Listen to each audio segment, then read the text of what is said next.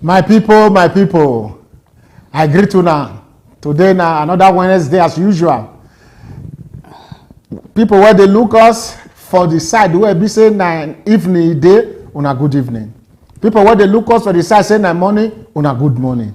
People where they look out for the side say they want go sleep, make una never sleep or beg. I not say good night. If I say good night, you go bless una no one watch. Make una watch before una go sleep, I beg. Because this one go dey very, very interesting. And something where we say we think before we come decide to come do this very program for today. You know, as a debut now, not believe me the day for this kind of program because it gets some people where we say then they reason past the way people they reason. So because of that, now they call them knock for their door, make they come put mouth for the matter where it be say we need to discuss where they affect our community. Make una remember the purpose of Jplive. We not go change from there. And to they bring una up to date information where regards some things where we do in our mind when I not go one discuss. But we will just open our mouth, talk so that una go apply anything where we say una still get from our own side too. Anyway, na so it be. I want to let you know say I'm yours sincerely, Reduce JP, you know the change. And today now we there for the normal story where we they get on roundtable talk. And as usual, I get my special, wonderful guests who are not the faith. They be like Jesus, then they can never fail. Then they here today again, after they don't finish their work. And I want to clap for them because they are very, very committed. These people, now they're even the word itself, say, Alpha, you know what come today, tomorrow, what we will do next tomorrow, we will talk. You want to be like even real studio where we say the day for like Nigeria. But all the same, we will soon reach there very soon. Make una not forget saying that from Mega Point Studio now with the reach for the city of Turin. And today's story, as usual, we will let you know very soon. Make una just relax. If una want to reach us at all for any reason, make una not forget to call 327-237-8174. Now, what's up? Or if you still call direct, if you get the money to pursue that matter. And today, as I talked before, I get as usual my special, my one and only superstar. Chief Priest Julius Okoli. Thank you. Make a quick talk and I be the president of Igbo community for the city of Turin. We go first clap for Antu now. Yes, salute your people. Thank you, JP. I thank you, wonderful viewers. I want to tell you one thing that we did not see before the Easter. So I hope everybody had a very wonderful Easter. We love you all, and we are still here again to bring matters across to you people. God love you, and we love you tomorrow. Thank you very much. For the same role, for the same, why they laugh? I don't need introduction. Everybody knows. You drink Gary, why Gary do your matter? Yeah, you have to prove yourself. You want to tell the word, maybe you don't do us. Oh, leave that one. That one that within and between. Okay. Okay. But you tell me before now. No, you don't come out. Now your white baby, or me to say na Gary. Okay. My white baby. Yes. Now, no, sign of many experience. Exactly. Many seas and many. Exactly. Anyway, bad as it bad. Even if I don't know, I must mention your name. This one is the most senior also here on Jplive. Good evening, ladies and gentlemen, and it's good to see you guys again. Chief Okoli, where you see us now? Why this man come be like Oyibo? Then me and you come be like, me and you come be like, you know, see him. Because I do Ramadan, I'm not to the eat pepper again. See fresh. If you eat the pepper, you go yellow more. Well, may I quickly tell you one story.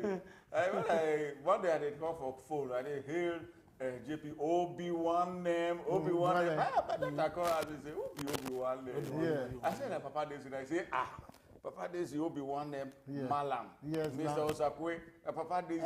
When you go be next? To let you know that the reason why he is the interim president of Nigerian community, because he's a complete Nigerian. He is a Malam. He's Obi-Wan. So we'll give him a KBAC. So he will be complete. And no, justice of peace. So JP justice of the peace already that one not the change. So we add KBAC. What will be the meaning of Obi-Wan then? Obi-Wan then a person will be say he love his brother from his heart. Brotherly love, from the heart. From the heart. You can bear the name brotherly love from the heart. Obi-Wan name from the east. But as far as you are concerned, as the Attachment, Eastern here, you agree make it a beard and a We give him Obi-Wan because this man has nothing to do with tribalism, sectionalism. To this man, he's a complete Nigerian. And that's the reason. Yeah. No, but this chicken matter. He don't confess. He don't confess. He don't confess chicken. Okay, but are we going to crown him, or it's just? No, it's the name. It's the name. It's a name. We'll give him Obi-Wan now. Yes. So by the time we go to Nigeria, he will bring the normal things. Now we'll crown him Obi-Wan. Put some juju upon his head. That's Okay, ladies and gentlemen, we want to use this opportunity to say we're sending condolences to to our ambassador. You are the lost the father. Yes, our ambassador. His The Excellency Mfawa Omini Album. Yes. The ambassador were there for Rome. He lost in Papa, and we use this opportunity on behalf of Jplive crew. Yes. We send our heartfelt condolences to our ambassador. Say God will give him strength. Make it be the irreplaceable loss of him, Papa. Yes. We are with him, and the whole world, where anywhere where Nigeria did a deal with her. This country, all of us, as we take the all of us deal with her, and we sympathize with her. We will still lead we go lead one group to plan something for the ambassador. Now. We must do Tell that. him we And love Your him. Excellency, welcome to the club. Yes, welcome. If I say the three of us waiting here, we are fatherless. Yes, he's highly welcome. So that's why I write to her. Say for 17 years now, I'll be orphan. That's what it means. Our condolences, Your Excellency.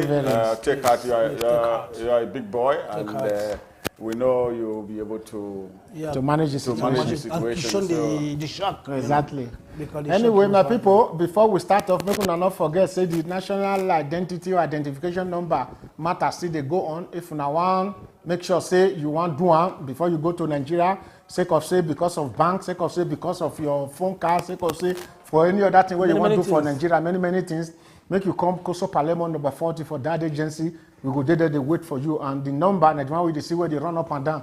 For under the camera there, 327-237-8174. Not be so. So we go there wait for you now. And before we start quick now, make we go for commercial break. Then from there we hit them hard. Before we go for commercial break, may I quickly talk one thing about this NIN? Okay, talk. Okay, one of my friend in Nigeria that watch our show, he can call me say, if to say it possible now, make them from Nigeria come they do for this side.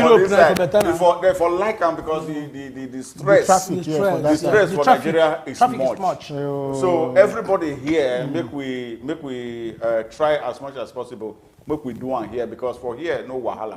But for Nigeria, because I knew how much I paid to get my old mom. Yes. Because the cut off for her phone, nothing. I wasn't getting on the phone. We had to do it. Anyway. We thank God. So number 48 is Koso Palermo. That is so make we go commercial break. Then if we come back now, then we'll go straight for everything we carry come.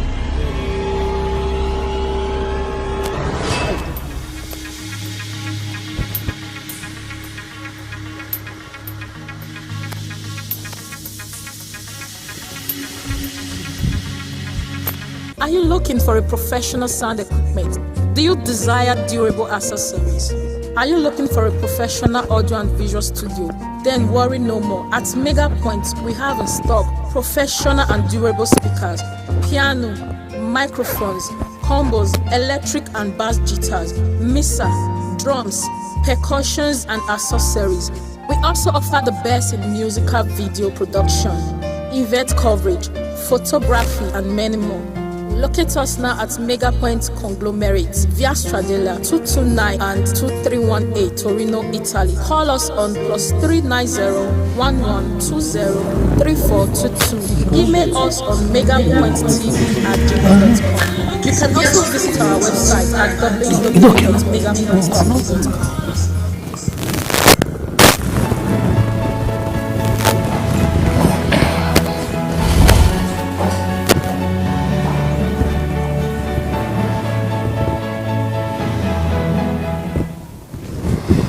My people, wanna do what I take wait for us. We don't come back as we talked before. Make we start the matter proper as it's supposed to be, as it be hot, as it be sweet.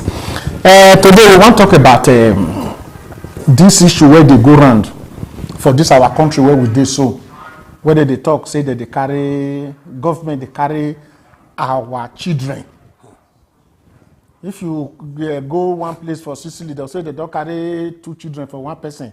You go for Napoli, they will talk so. You come for Torino, they will talk so. Across the country, this matter they happen, and many women come be like say, and many families come be like say, then they helpless.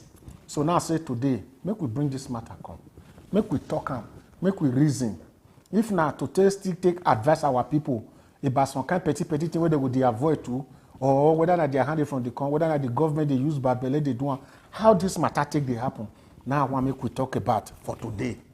And I want to ask, they take picking from person. First of all, now which person problem be that? Why? If they take pikin from person. Yes. First, I want to make you understand one thing. We dey follow you. You know, say our people no say in Italian law or in any civilized Climb. Now 3 people get pikin where they born. Papa, mama, and government. Because I don't follow some people waka go lawyer place, do all this one, do this one, where they collect their pikin. Now government be the 3rd papa wey dey for pikin. Any person wey dey take him pikin,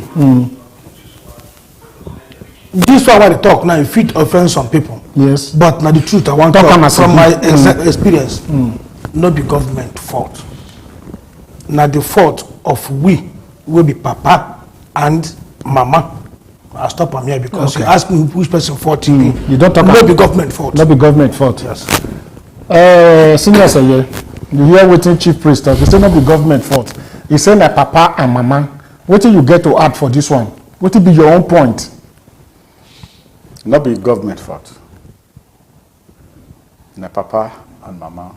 The government or those agencies, when they represent the government, they are merely doing their jobs. So before they say government can't take your pikin, because na the parents na screw up somewhere. Something happen. Yeah. What will be the possible things, chief priest? Be the possible things where it should say it dey lead to this kind of thing when they happen for family. Okay. The first one, single parents. Papa, children where pikin where they own.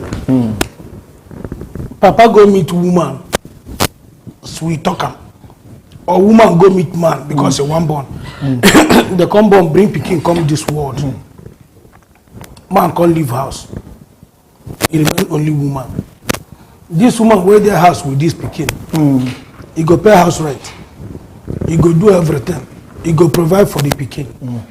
Now, this woman now attention on that pikin. He go there small.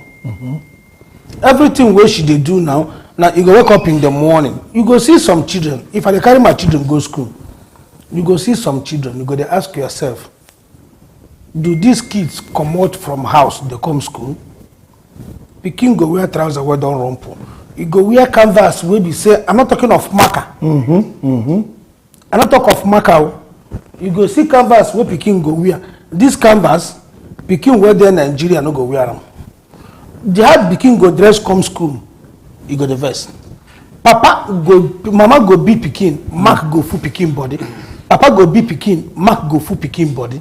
My brother, even when you know they work for social, you know they work for this place, you see that pikin, you what the papa, you got the vest already. Say this pikin is not taking good care of. If government can't take this pikin now, you go blame government. That one reach to take pikin from person, say the pikin not dress well. Dressing well is one of those things I talk. Because pikin where you see, my brother, what does it take you to dress a pikin well? I don't mean somebody go buy a marker. Buy cloth of €1 for Patapalas. Iron the cloth.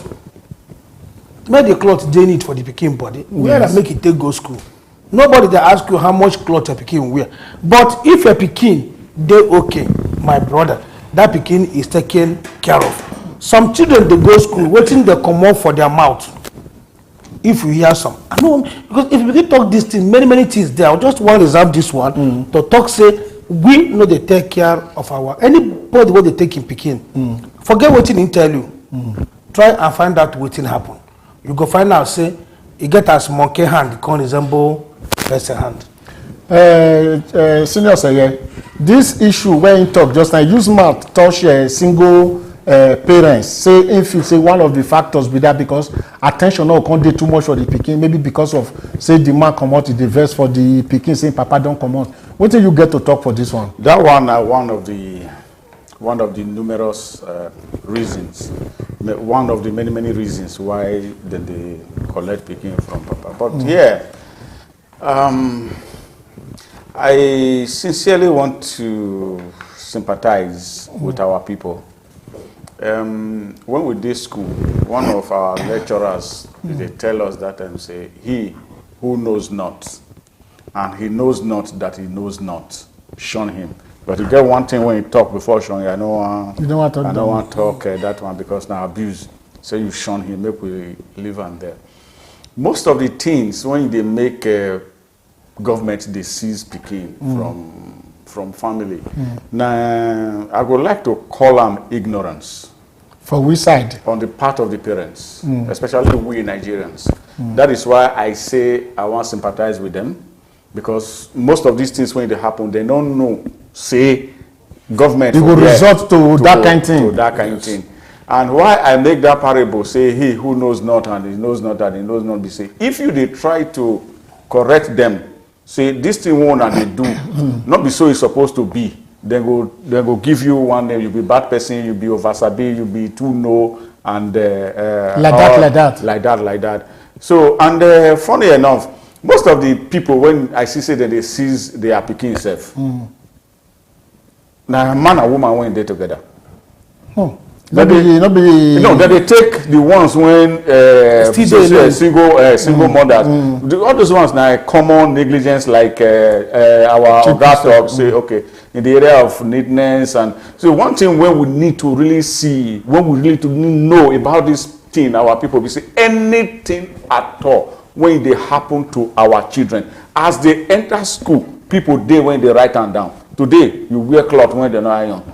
Tomorrow your hair you get as it be. The other day because teachers they observe. They observe. Full your body. Your man full you understand? I understand. Okay. This matter, Chief Priest and Senior Seye, you know, say for the Italian law, to take care of pikin, now the responsibility of the papa and the mama by law.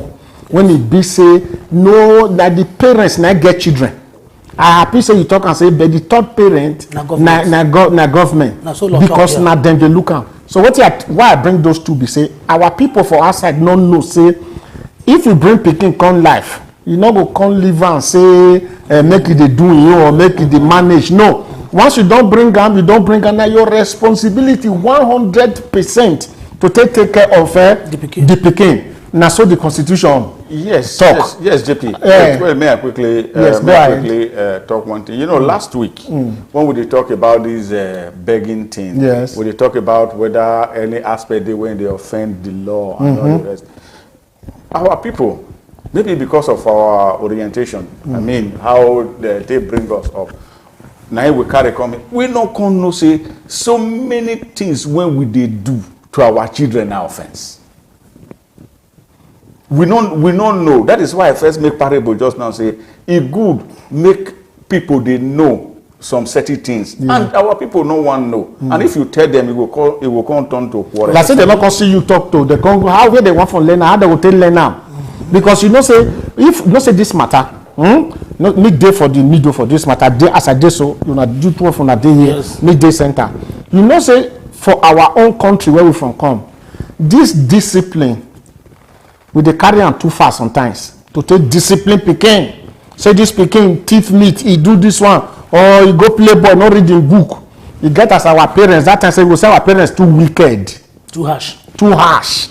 Now Now, if they can't carry that kind of culture, that kind of mentality, come here, come they apply on their children, and Oyibo come see am, you can say, this person they maltreat in Peking. So you, for your own side now, that is to say that our culture, that our values, where we get, where we carry come, as we dey enter plane reach here, we supposed to keep am for the mouth of the aeroplane. Now that one you support. But you know, say if you go to Bible, Bible say,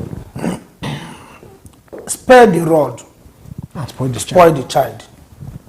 Spoil the rod and spare the child.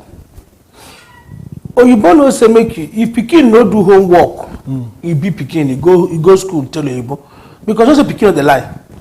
Why your papa beat you? I did not do my homework. Teacher will not call you to school. They will not call you. That beating you go define am beating. Because the beating where you go beat, my brother, who go open eye, give him pikin mark, use bottle, use knife? No. The spanking of pikin if you no do homework, come on, go do it. That one dey different. Okay. E get one important thing I want point out to most parents wey dey here. Yes, na true we know they speak. Most of us know they speak the language, know they write the language. Do you know why Oyibo give children diary? That diary that they carry. Write, yes, Now that place, parents and teachers they talk. Do you know some parents they for this country? The diary, as they give them diary, now so they go take submit that diary back at the end of the year. They don't go write because any day where a pikin come school, you know, say every class here they get coordinatrix. Yes, yeah, the person where they coordinate the class. If you come in, they look the children diary and communication what they write, what teacher write. Papa no reply. Papa no reply. Mama no reply. Which means Papa and Mama not even follow up the child. Yeah. Do you know this grade what they give children? Yes. The director for diary. Yeah. Papa they countersign, Mama they sign of for course, that. of course. Yes, of course. Most of our people, no, they sign them. The ones where they closer to me, where they want everything, I don't educate them. Say, if your pikin come back from school, first thing go to that diary, see what in the right. Because if your pikin do bad thing for school, then they go write am there. If your pikin size book finish, you take person own. Because if you finish, they give a person own, you go use. The next day you go buy bring and come. If the writer, you know go see am there, you know, because you know go through the diary.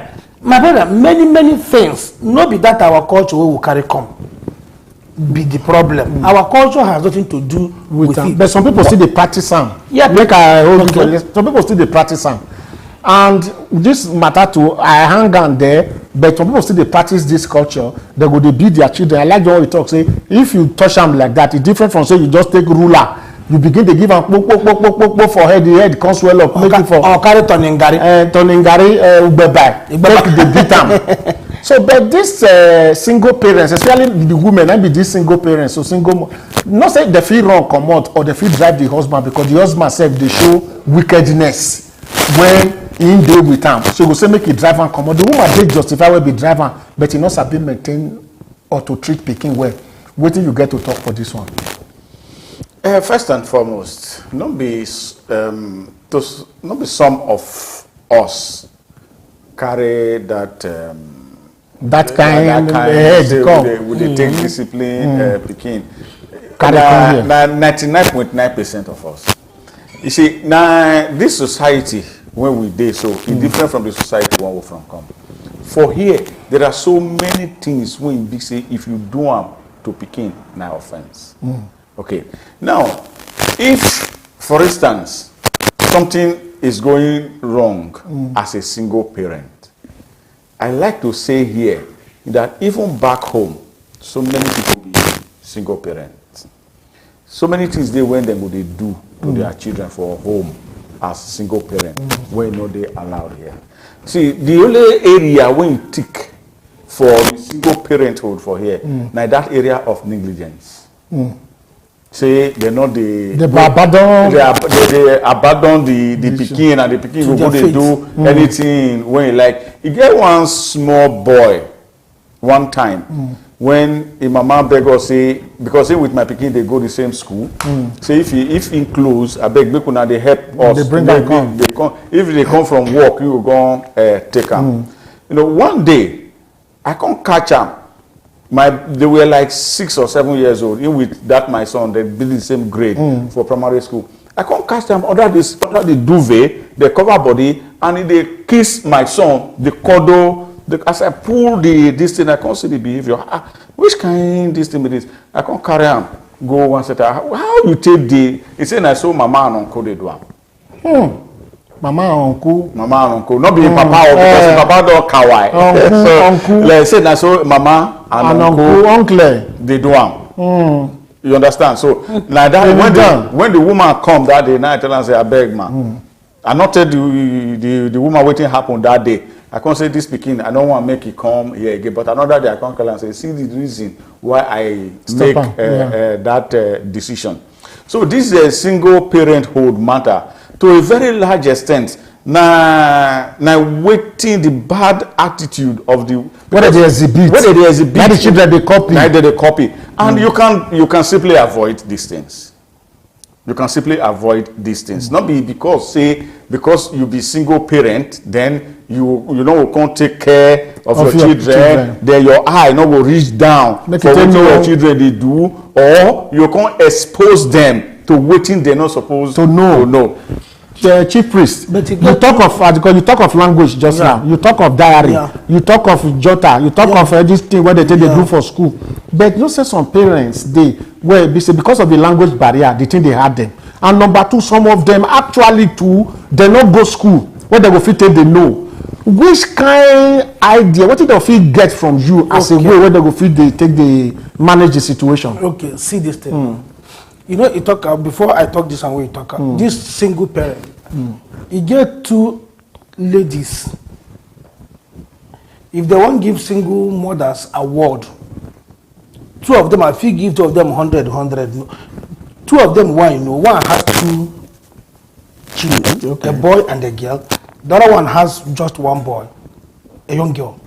But if you see their children comportment, my God, you give these women award. I love them. I love them so much from the bottom of my heart.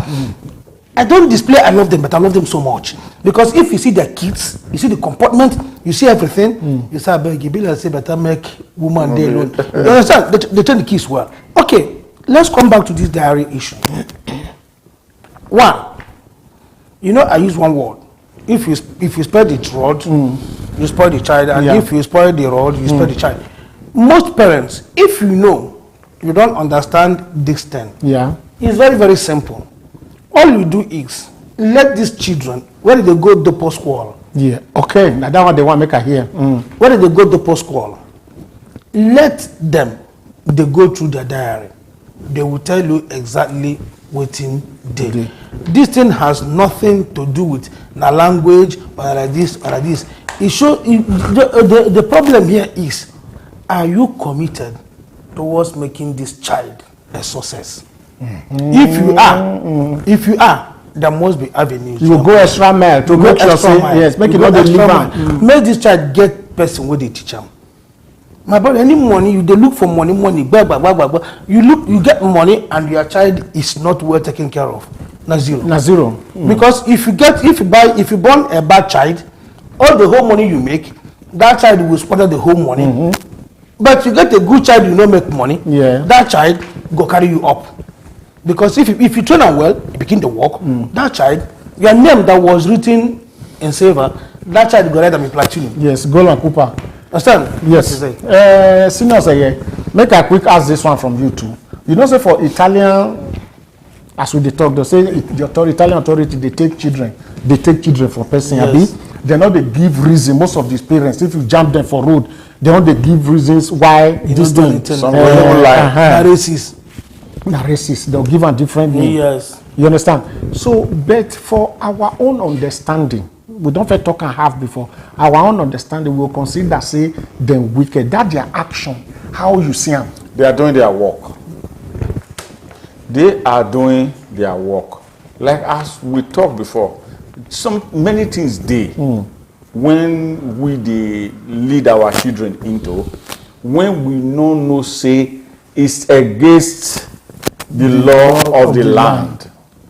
The people when they take Peking, they are just doing their jobs. not be because of racism, not be because of say one thing or the other.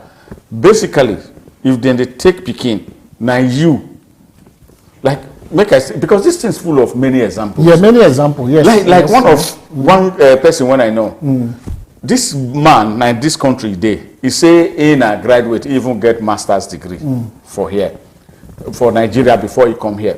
But when they collect him pikin, now I can't know say this man self when he say he get master's degree, not even know the differences between for films, Rosso, Giallo, or Verde. Yeah, for underage or parental guidance.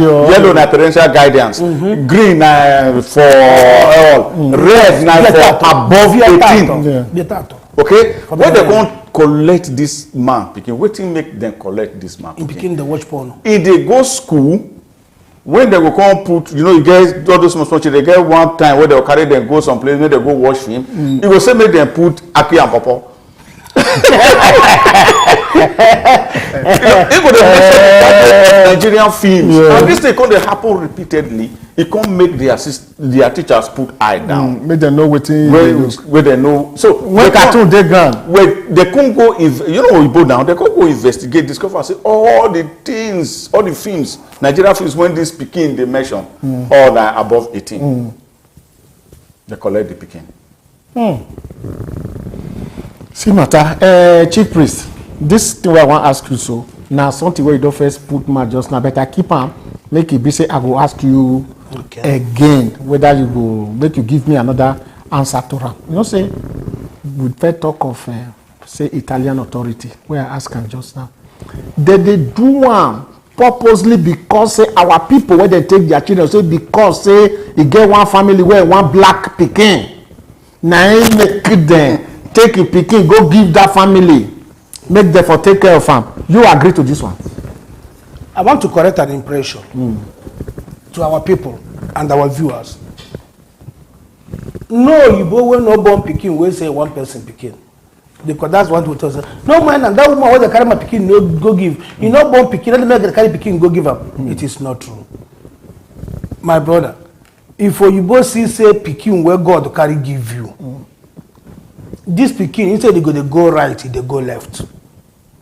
They'll collect this pikin from you so as to train this child well.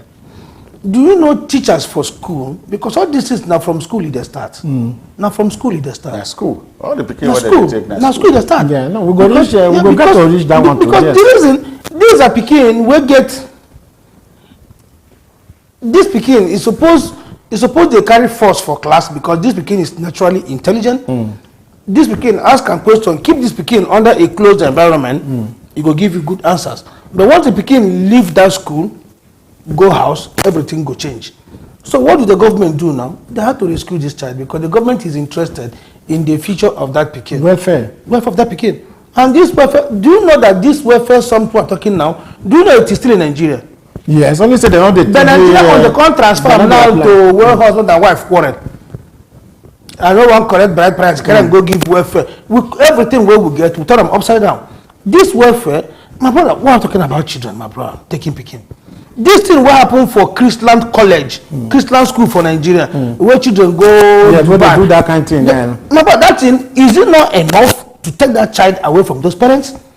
Is it because the parents get money? Now they can come back. Mama get mouth to come for TV. They talk say in Peking words. My brother, that thing, if it happen in Europe, that Peking, as that Peking they come back, is not going back to the parents. If they go for where they go keep them. Make them know where from learn them. That's how it be. Anyway, before we start enter another one, I want take one opportunity.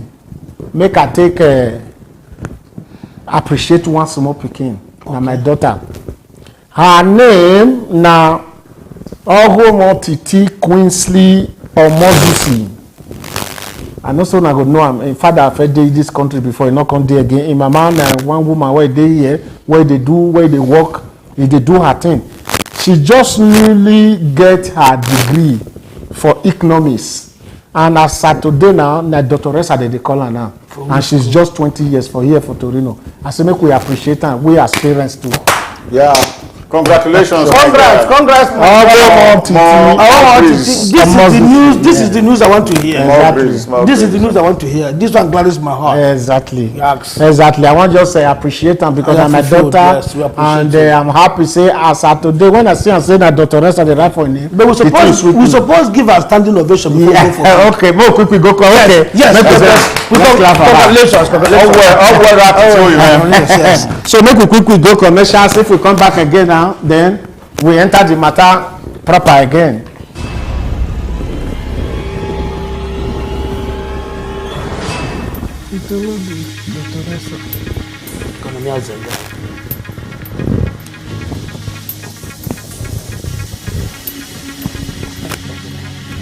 Are you looking for a professional sound equipment? Do you desire durable accessories? Are you looking for a professional audio and visual studio? Then worry no more. At Mega Point, we have in stock professional and durable speakers, piano, microphones, combos, electric and bass guitars, mixer, drums, percussions and accessories. We also offer the best in musical video production, event coverage, photography and many more. Locate us now at Mega Point Conglomerate, Via Stradella 229 and 2318 Torino, Italy. Call us on +390 1120 3422. Email us on megapointtv@gmail.com. You can also visit our website at www.megapointtv.com.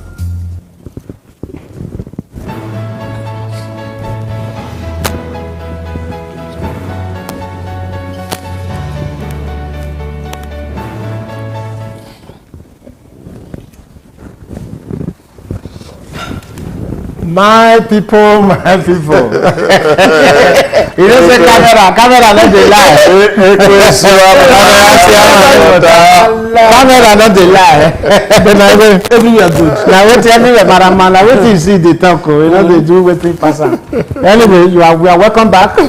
We salute to my people too when I take a listen to us. This very topic they very, very interesting, especially because this country where we dey so, this matter they happen everywhere. And I know say even the authorities say they feel the heat. And our own embassies, our own other national bodies where they still they consigned to. But first of all, we need to repair our own house for this matter where they talk so.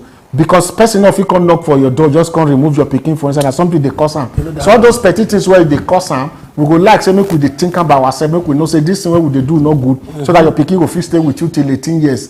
Because if they take picking from person for small age, e no come till 18, two of them no go understand each other again, and they think they get a very terrible adverse effect both on the child and the parents. Even if the pikin no wan leave you, but I don't say the behavior where you do, you reach where they take the pikin, they'll take am whether you like am or not. So because of that, we dey use this medium to take say make we dey check inside our heart, make we dey know, because some people dey you go lock a pikin.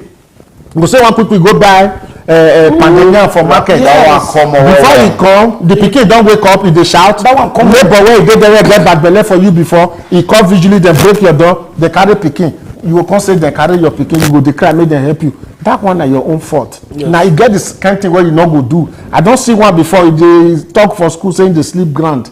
Mama dey sleep bed with at the end of the day they really investigate, they say na true, they carry many things wey they carry pikin, like that one for say they write something, nobody see wetin they write. They fit say make you come school.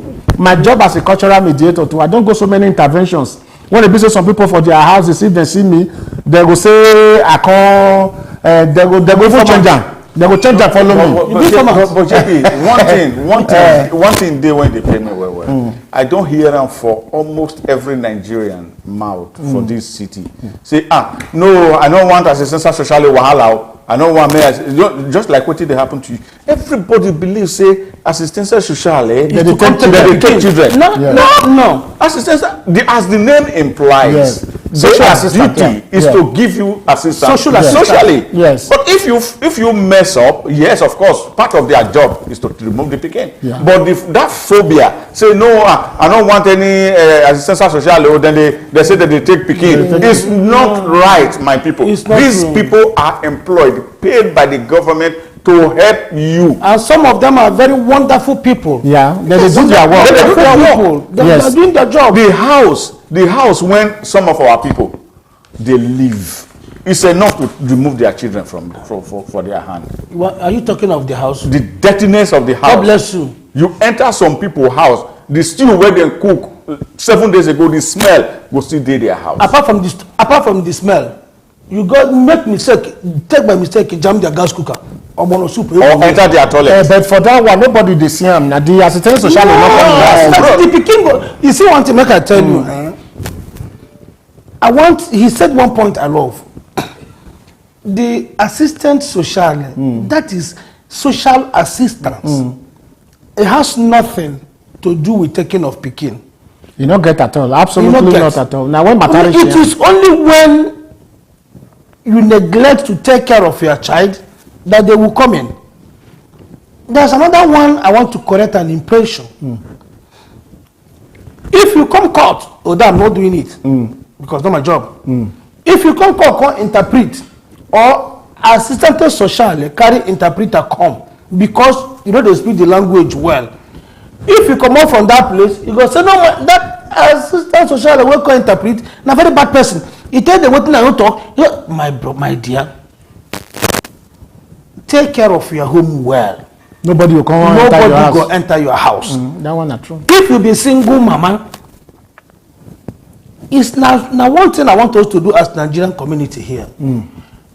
We get most of our girls who don't pass 18, 20 here, we go school. Yes, of course. I want to do it in Igbo community by the grace of God. We must get a place where we say parents will no fit carry their children go evening class. Let us get 2 or 3 of these girls. We're going to teach people. We're going to teach our children competing. Homework. In doing that, this their homework. They're able to go through their diary because most mothers are working.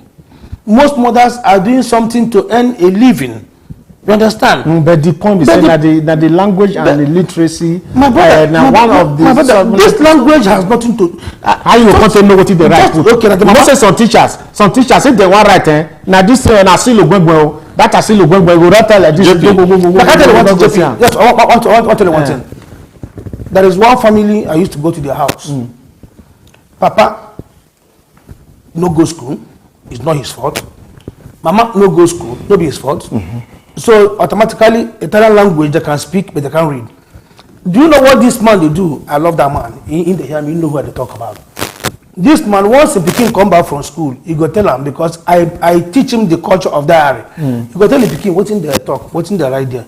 The guy go tell him what he talk. You go speak after him. He tell him okay. Reply, tell them this one. The guy go use it all write him. My brother, attention is the most important. Attention, now that one I want here so. Attention is the most important thing. That one. Let me quickly add to before you ask make your you next put question. salt, yes. Look, in every area in this city, the city where they live, may I not mention, in every area in this city, no one will get 2, 3, 4, 5 Catholic churches will get oratorio. Oratorio, yes. All. And those oratorios, they get section when they take care of children, whether you are black, white, or green. Exactly. Now children pass through that one. Pass through that one. So, if as you go collect pikin from school, you don't know what they write for diary. You go to the nearest oratorio. As we they talk for this program all the time, and some people they disagree with us and they pain me that these people put everything on ground to make our life easy. Like we know they assess some. We know they assess some, yes. Every evening as you go take your pikin, there is no way 1-2 kilometers, not be even kilometers, meters from your school, there must be an oratorio. In my area, I have like 4 around me. When as you take the pikin from school, 4:30, you waka go oratorio. People did there when you simplify everything, both competi. Just leave the pikin with them. They will help and do competi. Okay? Then the thing where they write for diary, they will explain and to just go sit down for one corner and wait. If after 1 hour, our people know once they hurry can't take pikin from school, they hurry take that for house. Yes. Because you won't go tafia for one place or the other. These are the things. It's not that things not dey ground where you go make the life of us or the life of these our children easy. But now we know they access all those things, my brother. Yes, as I talked before, chief priest use my take touch and halfway before. I want give small experience, make our sisters, our brothers where they outside, make they understand why they talk so, because this work concern me too. Yes. I don't work for where we say now under assistant social services. I don't work for there for like 9 months, 10 months, and I still they work for there. Depends on how the work they call me. I don't go some houses. No need to mention names because of my professional ethics. They, if I don't come out for there, they will talk say I come with better than vigilio, better than assistant social. They can't take my pikin. They can't look my house. You let them carry them come. They carry them come. But me, not there when you get wahala for your school. At all. If they arrest you, you see me for there, they talk, police sit down with you. Not be me say make they arrest you. No. But they will come put am as if say that's so it be. So what thing I want make we talk for here be say, what thing they happen for your house and you get pikin, your pikin they talk am for school 100%. And pikin no dey lie. Now wetin you see, now he talk. Of course. You beat pikin because he do this one, and you know say you not beat am well. If he reach school, he go talk. Some children they sleep for school. Seniors say yeah. That one if they sleep for school, I problem. They will come ask am say why pikin they sleep? Why you they sleep? You go say that because in papa and mama do like this. They fight. Not make am sleep. Papa mama fight. Or they no dey quick enter house. If they enter house, they go on light. Put film. They look. Pikin no go sleep again. That one what you want to make you talk about, because this one are some of the areas, the gray areas where we need to, one of my boy, make a call. He just called me one day, say, Epa, they just call him from school now, say make he come. Yeah. So when he reach the school now, they come tell him say, he pikin they don't carry and go, he don't work. I say, wetin happen? He say, no, not to happen though. The rubbish when they tell him say the pikin they sleep for school. That's okay. Your pikin they sleep for school. Maybe the rubbish when you say them talk. Wait till make your pikin they sleep. They sleep if you go school. Small pikin will sleep. You say no. That one might be the strange thing for the whole story. That's okay. Wait. The matter wind go blow. We go see far yansh. Yeah. At the end of the day, the pikin they always sleep for school. When they ask him, like as we just talked just now, he saying Papa no they quick enter house, and in they wait for him.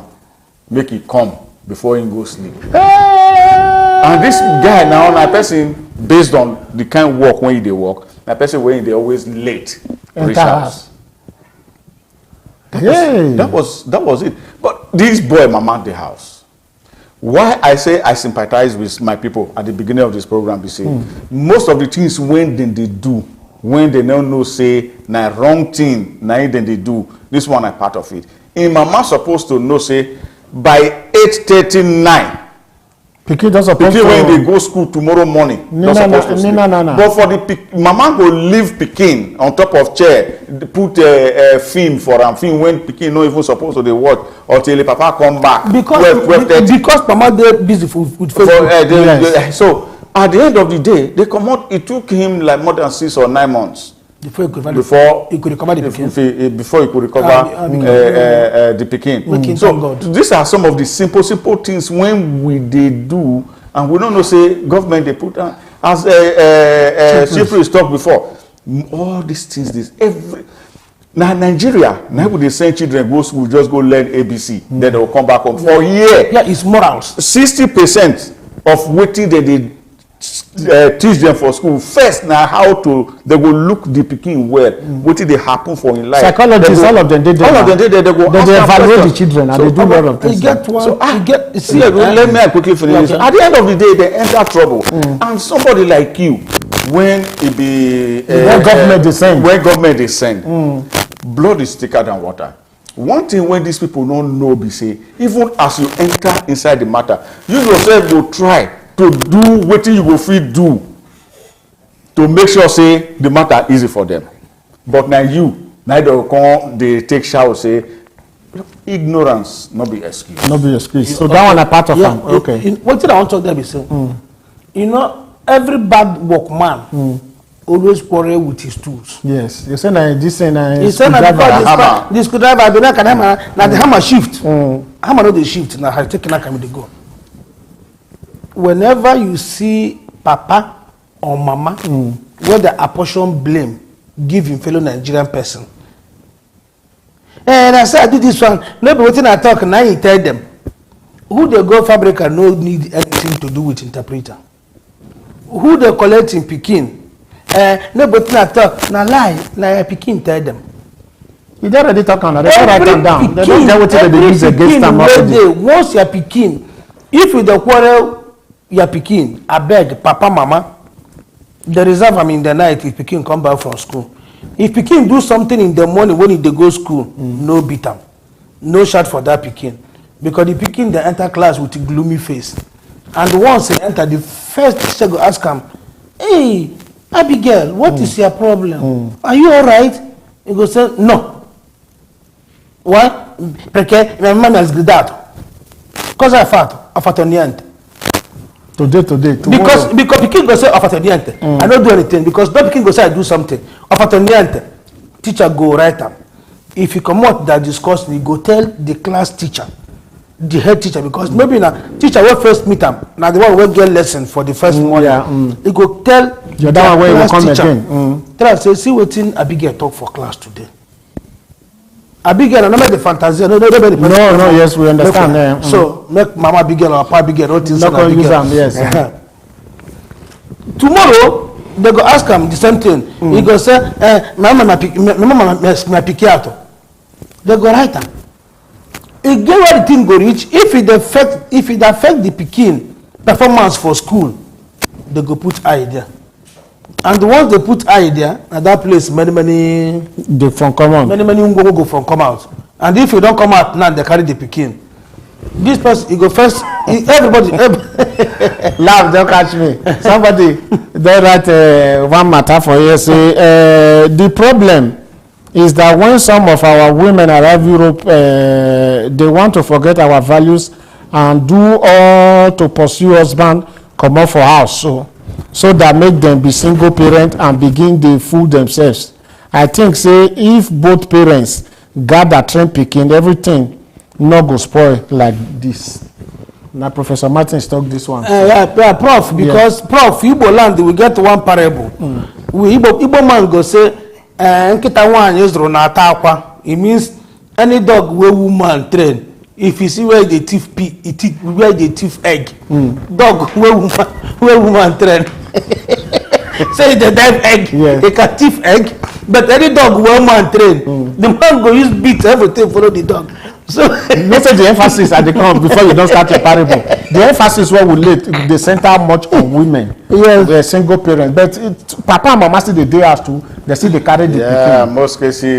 Most cases of Pikin whether they carry na papa they get papa. They get papa all the children when I know say they carry na papa and mama. But to talk put for waiting doctor, although you know so much concern waiting with the talk so, but in a valued point too. He said that because he said the two where they cause this whole wahala of Pikin disappear this one. Now some women were not the want respect. They not want respected themselves. No, bros. Wait. I key into Prof. Wait. Respected yourself. I talked just now. This one not so much concern. The respected.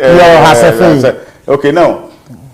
3 of us when they here, 4 of us when they here get wives. Yes. Of many years standing. Yeah.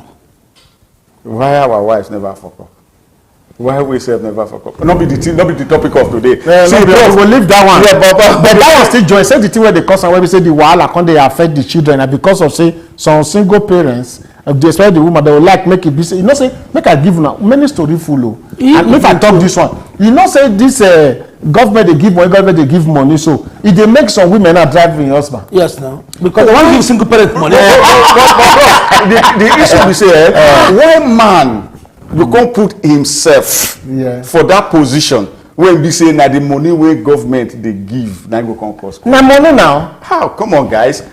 Na money now. Go now. Yes, na money, but make I tell you, any person where in salary no do over time no go do anything. You understand? If your salary no please don't start again. You see, So are we saying that, are we not saying that our parents, they know they take their civic responsibility, they respect them, now they make them, this matter, they happen, I believe then they do and their power not reach, they will need support. Because if we just blame them 100% like that, say, not their fault, some children, they wear their head self, they shake too, where we say, go don't grow this 16 years. If they tell them, say, gay, wait for you, you not go, you say they go, Piazza, go see in front. You reach there in front, give us a guy, smoke. Then catch them, they come talk, say, mama not the trainer. Well, I don't see that one. But, okay, can I tell you something? Yes, Bible will say, train up a child. The way that child go follow, if you go depart from that way. Let me give you an example. My children, where I get, I know they let them go, I know give them that freedom. They have everything, they can do everything what they want. But most, those things like going to garden, they give them cigar, go here, they give them cigar. Papa, what they smoke cigar in the presence of him Peking. Mama, what they smoke cigar, he go tell you how they smoke from my hand. We bought the smoke for where their children themselves, that they buy a comfortable. Their children too, they smoke now. My brother, but this is our culture. Cigarette as a culture from where we come from. My brother, woman, my brother, know our culture, understand? But what I'm trying to say is this: Papa and Mama, yes, my brother, now we they contribute 99.9% of the wahala. Of the wahala. Senior say, yeah, wait till you get to take around this matter up when it concerns, say, parents for their civic responsibility, then whether they do so. They're supposed to they do more, they need assistance to fit the do one. Waiting you not get, you not forgive them. You know, as I start this program, today, we say, I sympathize with most of the people when these things they happen to, because it's not that they are not trying their best, but their best is bent.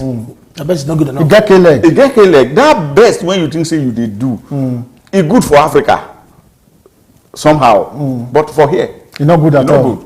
Your best say you want discipline your child, then you can't slap him in a way that your 5 fingers the print go there in face and they go school tomorrow morning. That is not the best. My best, if it happen for Africa, nobody they ask. Yes. Teacher not go even see him for school, not to talk of say what. Teacher they use bulala now. This bulala bulala you soldier. So if we look at the end of the day, my brother, if we look at the end result of children, both the one when we born and the one when we both born, our own when we they use iron beat and their own when they use mouth talk to. At the end of the tunnel, you will see say that their own self, they get discipline past our own. Room they after where we say for this matter where this so where we say some of these parents they don't know how the wahala they be. They don't know the extent of what they even do where it warrant say they go carry their pikin. You understand? These kind of people so we not get this kind of orientation.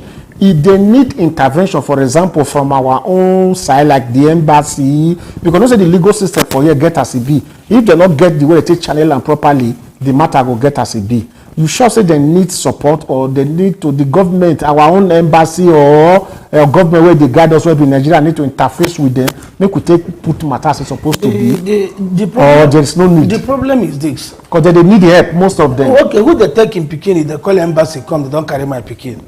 If you fail to perform your civic duties, they take you. No, you don't mistake already now. Okay, you don't mistake. But remember, make I tell you one thing. This boy they carry Pekin. Who mistake they carrying Pekin? If they follow the person up, see say this person don't change, they will give him back. They will give him back the Pekin. Okay. They give back the Pekin. But it's their need. For me, people they call embassy. One case where I follow up when they carry person Pekin. Embassy no do with the person that time they cry. Where their power the person they cry say why in the embassy they carry Pekin? My brother, if you they beat your Pekin, they give a mark, they carry him. What do you expect embassy to do? Embassy cannot do much, you know. The most important thing is our people, what we need now. We prefer the learn first. Now this thing what would they do now we need. If I see any case, because I don't follow some cases, anyone where I see, make we educate ourselves. The one where you see you talk, the one where I see I talk. if we make all these corrections, I no believe the government that thing will happen again. Yeah, not happen again. What do you get to talk for this very issue so about the segregation? As we take the cut ourselves out completely from the system, the owners of the land, it is one of the reasons why these things they happen. Because if with the interface, if this interchange of ideas, cross fertilization, yes, it did, then we will feel they learn one or two things from the people when you get land. Now we say we will fall on some people make it organize. They organize those countries because they don't use their own agbari to do them. I want to beg our people. This was wrong. Even amongst us, make them they listen. The fact say I see what you they do wrong, I want correct you. Not be say you don't get sense or you don't know what you they do. No one is an island. Yeah. Nobody get monopoly of wisdom. Yeah. So if anything day when I see say I fought on your side, like we did front of school, for instance, and I see the way things they go, I say I want call you as my own. Say sister or brother, this thing when I they notice, you know pure, not be so it's supposed to be. More than the leaks, at least use the fact say some people still dey when they feel interpret dreams. More than they take that eye, they look some people when they try to advise you on some certain things. And for again, but one thing when quick because I'm not there. One thing when I want beg our people, please, all of us, as we they entitled to personal doctors for this country, and so they entitled to assistance sociale. They are not our enemies. These people are there to help. Whether you have problem or not, please try to get one for your family. Because most of these things when they happen, so if we get assistance sociale, they go help us, they go advise us, they go tell us what we need to do or we don't need to do. So now the way when I see the matter. Thank you. Before we end for today, you not sure say domestic violence, a person fight for house too. You get hand friend and say papa mama they fight. Pikin go talk for school because the person where they suffer and most sometimes if papa mama they fight, they go they jump on the pikin they will faint. They're not going to say happen. This one a part of them too. So parents too, where they engage for this one, make them realize this very aspect too, to stop the fight for inside the house to avoid say if Peking go talk for school, they go talk in Peking. This one a part of the solution where we say we will need to repeat it again. Another quick one before we go. Transfer of aggression. I don't see, you know our people, judging from where we come from, person go there for phone with the African sister, African brother. If they curse you, they curse them. You can't take Peking for school. Peking they come, teachers bring and come out. You don't teacher they look first. Teacher they look because they bring and come out. Because you don't phone. You go idiot. What do you look? And then come out now also. What idiot? Why you go to phone? Okay. Say I'm not here. Come out. Come out for here. Teacher go say, oh, this one get problem with your child. You love your child. Because they understand how we say they handle our matter. Transfer aggression. So anything will make you diverse. No transfer to Peking. To Peking. Anyway, my people, this topic now something well long very well. With the expect we go get some course. I know why all these courses not they come and we they try to understand. We will give make una try to get this confidence. Make una fit take the call. This matter not be only we concern. They concern all of us. And we they see this thing. And they work for government agencies where this matter they come up. When it be say if I don't take that kind of position. I not go fit come they talk the thing where you go sweet you except the thing where you talk now I go talk. Yes. And the thing where that person the question where that person ask you now I go talk my own area for there it go be say me and you say go be like stranger. So but as they use this opportunity so now the opportunity where we take they tell you now make una they avoid some certain things where you know say they not go do unto your pikin. You know say for school teacher they ask question our children they talk. So if you get any kind of area where not the sweet you go do your best to make sure say you repair that area because as I first talking before the constitution of this country papa mama na their own right to take care of their pikin but if error or comma come dey it thing no go sweet no be so. So to conclude chief priest wetin you get to talk as I don still talk my own so very very quickly. What 30 seconds. Wetin I need to talk be say our people make we know dey apportion blame if they take our pikin and moreover we go try make we dey ask some questions if we no know. God bless us. Seniors again. Make we know they take hurry. They approach the issue of then take our pikin. So maybe we try follow the due process, and the thing will make them take your pikin, you know am, and you make sure say you know repeat itself again. Any pikin wey dem take, then they return am. But then go make sure say that. So they reach 18 before they return am.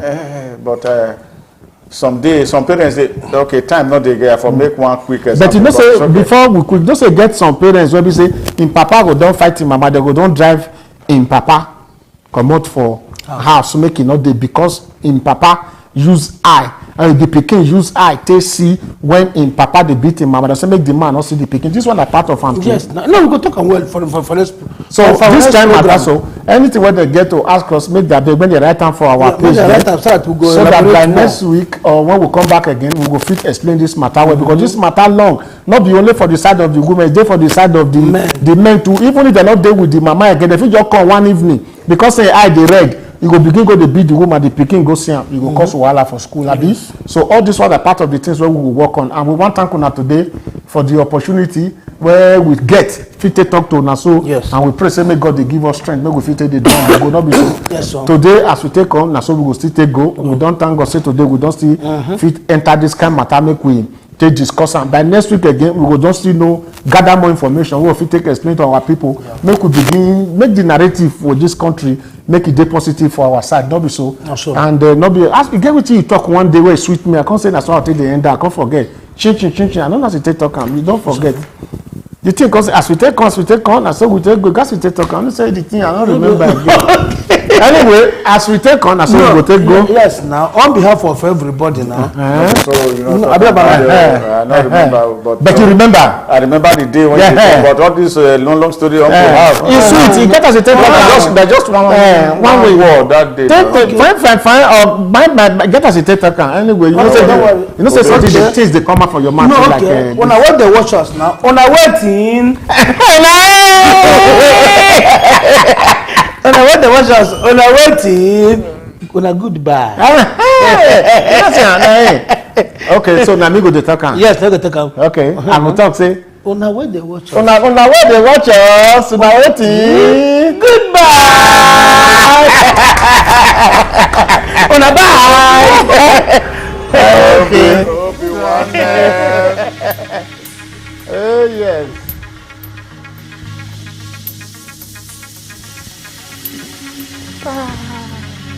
Are you looking for a professional sound equipment? Do you desire durable accessories? Are you looking for a professional audio and visual studio? Then worry no more. At Mega Point, we have in stock professional and durable speakers, piano, microphones, combos, electric and bass guitars, mixer, drums, percussions and accessories. We also offer the best in musical video production, event coverage, photography and many more. Locate us now at Mega Point Conglomerate, Via Stradella, 229 and 2318 Torino, Italy. Call us on +390 1120 3422. Email us on megapointtv@gmail.com. You can also visit our website at www.megapointtv.com.